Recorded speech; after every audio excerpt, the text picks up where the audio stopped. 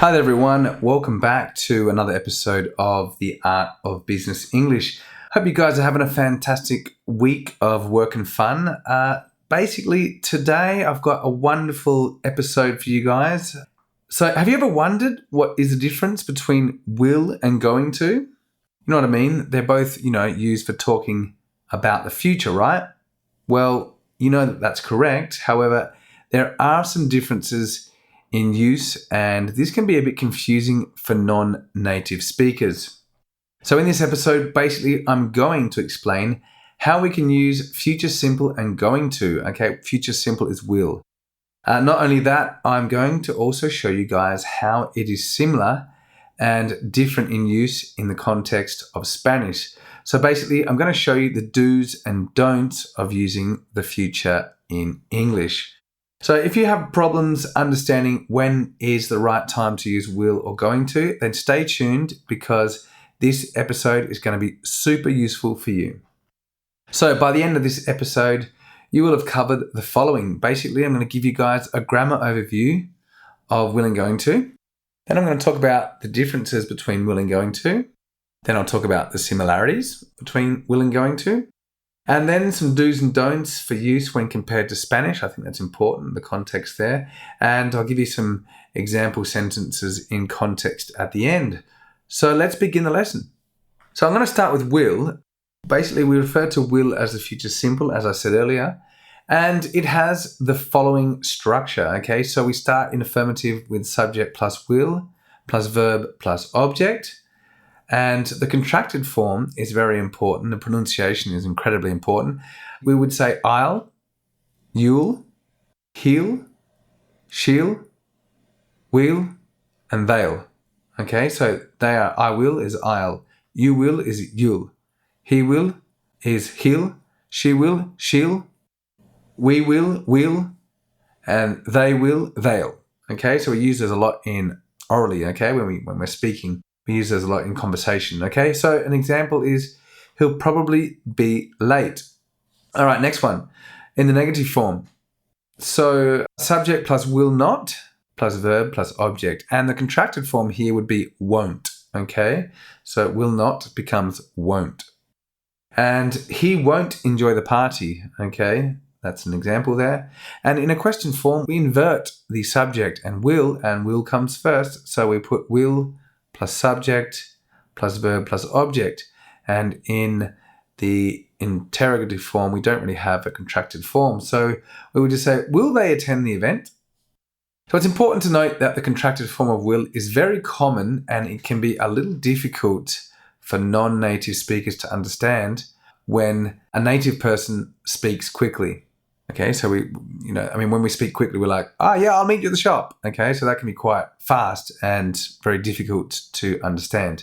So another important point to note is that the auxiliary will remains the same for all subjects. So it doesn't change for the third person singular. So it's the same for all subjects. I will, you will, he will, she will, etc. So future simple has the following uses, all right? To make predictions, usually based on our opinion or our past experience. For example, I think it'll be very hot at that time of year, okay? So our experience is that in the summer in Spain, it's very hot. To talk about future events, we haven't arranged. So we'll probably stay at a hotel near the airport, okay? That's a future event that may or may not happen, and we haven't arranged it yet. And to talk about future events or facts that are not personal. So, for example, a bonus will be awarded at the end of the quarter to the team member with the most sales. Next one, to talk about something we decide to do at the time of speaking. I'll call you back in a moment. Now, I'm going to explain this one in more detail because this is a problem area. And also to make offers, promises, and threats. Remember, threats is an amenaza or suggestions. So don't worry, I'll finish the report by the end of the day. Okay, so that's a promise here. So how is the future simple in English used differently from future simple in Spanish? Let's quickly take a look. Okay, so firstly, we can generally agree, and I usually teach my students this, that the translation for will would be the following. For example, if we take iré, this would equal I will go. And if we look at irás, this would be you will go. And if we look at irá, this would be he or she will go.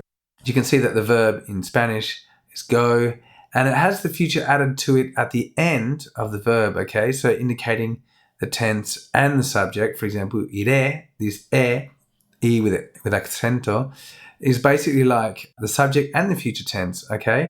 So in English, we put the subject first, so I, and then we put will to show the future tense, and then the verb, so I will go, okay? So if we can agree then that this is how we translate the future from Spanish to English, then in general, we could assume that it's easy to use the future simple. So this is quite true to a certain extent. However, there are some differences, and this is what we need to be aware of, okay? So firstly, we can't use will for things that are definitely planned, okay? Or we have a strong intention to do. So for example, I get this all the time. If I asked you this question, what are you doing this weekend? Then you can't say, I will go to the beach, okay? In English, you can't say, I will go to the beach. Why?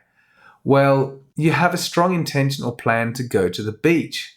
So here, we would have to say, I'm going to the beach, okay? So if we have a strong intention or we've made plans to go, then we don't use will. We use going to.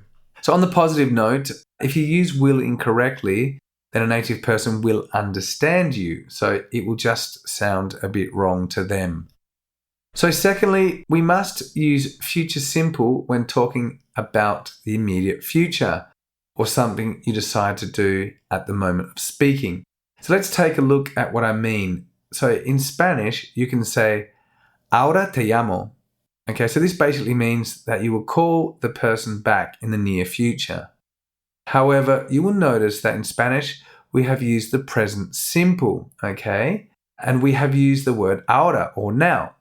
So we need to get it very straight in our mind that now is now in English, okay? So now is now, like in this very exact moment, okay? And it's very precise. You can't say ahora te llamo when you really mean in the future. So secondly, the present simple in English is the present simple. And you can't use it to talk about something you plan to do in the future. So for this expression, ahora te llamo, to be translated correctly, you would have to say, I will call you back. You can't say, I call you now, okay? In English, that does not work, okay? Because you would need to use future simple will, because it's an immediate future action, okay? So to summarize, we use will to talk about something we've decided to do at the moment we are speaking, or for the immediate future, okay? And basically for me, these are the two most common mistakes I see with the future simple use in English. So let's take a look then at the next future form, which is going to.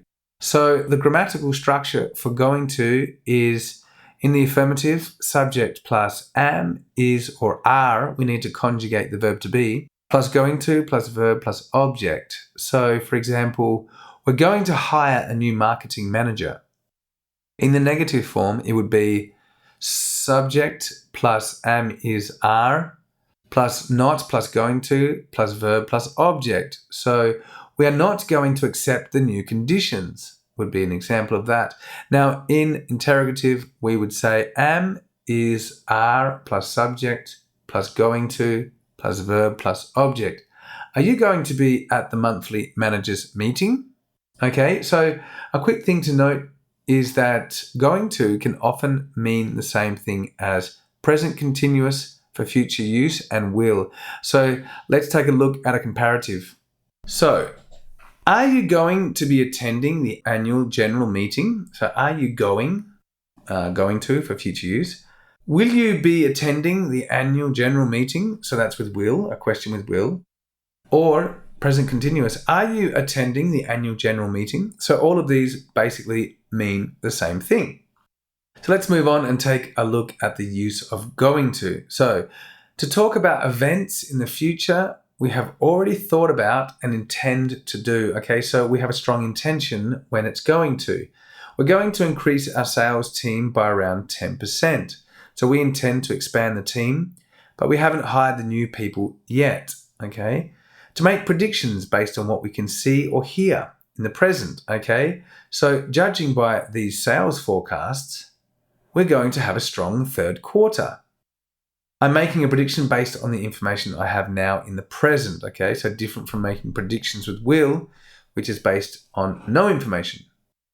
So now that we understand both will and going to, let's take a look at how they are similar. So the similarities between will and going to. So going to and will can be followed by some of the following words. Think, doubt, expect, believe, probably, certainly, definitely, and be sure to. Okay, so the reason why we use these words is because they're all closely related to the speaker's opinion, okay, so about these future events. Now, in many cases, when we're giving our opinion, we commonly use will. However, we can also often use both will and going to. So let's take a look at a few examples. So I think it's going to be a successful product launch, or I think it'll be a successful product launch. I'm sure they'll accept the new contract conditions, or I'm sure they're going to accept the new contract conditions.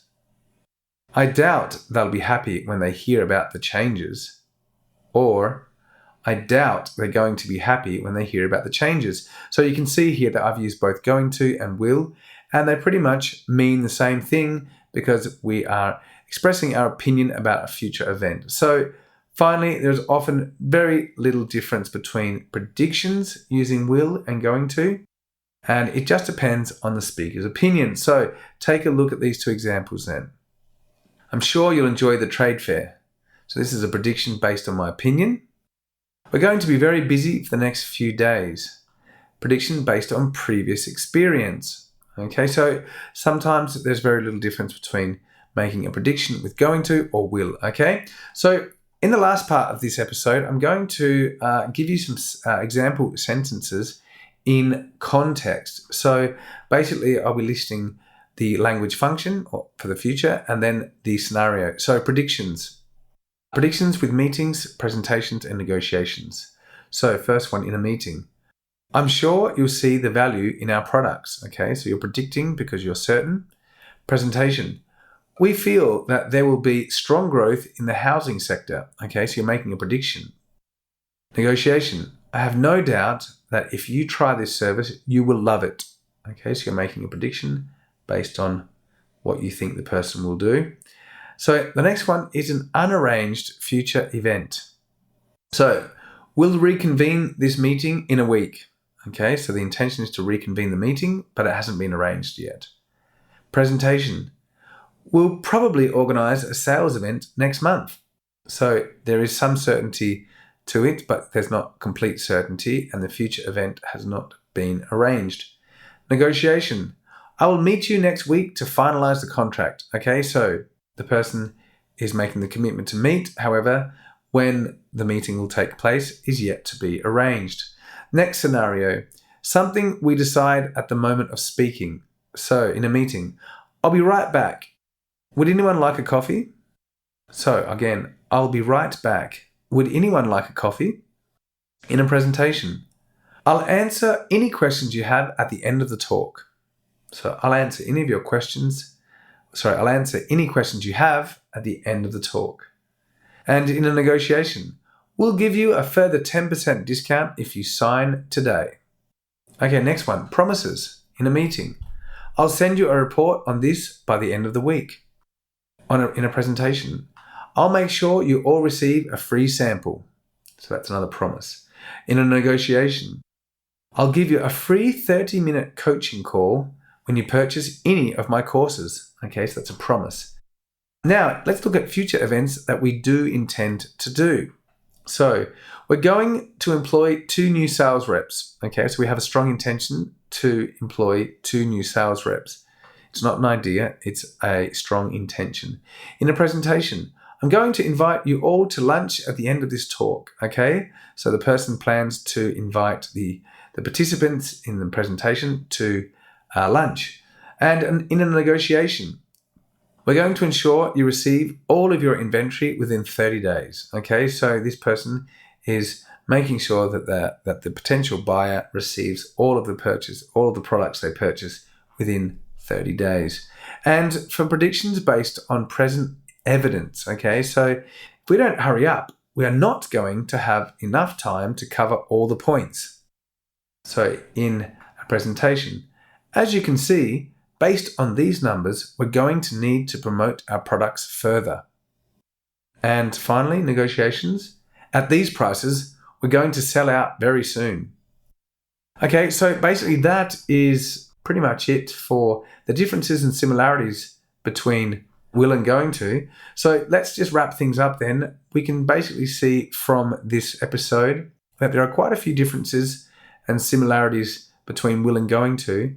And basically the best way to appreciate these differences is by understanding the use of each future within the correct context, okay? Of course, practice makes perfect. And generally, I believe that if you guys stick to the simple rules outlined in this episode, then 9 times out of 10, you'll use these two future forms correctly. And just remember, if you do use will and going to incorrectly, then you will still be understood by a native person, okay? So that's all we have time for today. As always, please like, share, and comment on this episode. If you do have any additional questions regarding the differences between will and going to, then please contact us on our Facebook page at facebook.com/the AOBE, or leave us a comment over at the AOB website. And till next time, take care, guys, and keep on enjoying improving your business English. Have a great week now. Bye.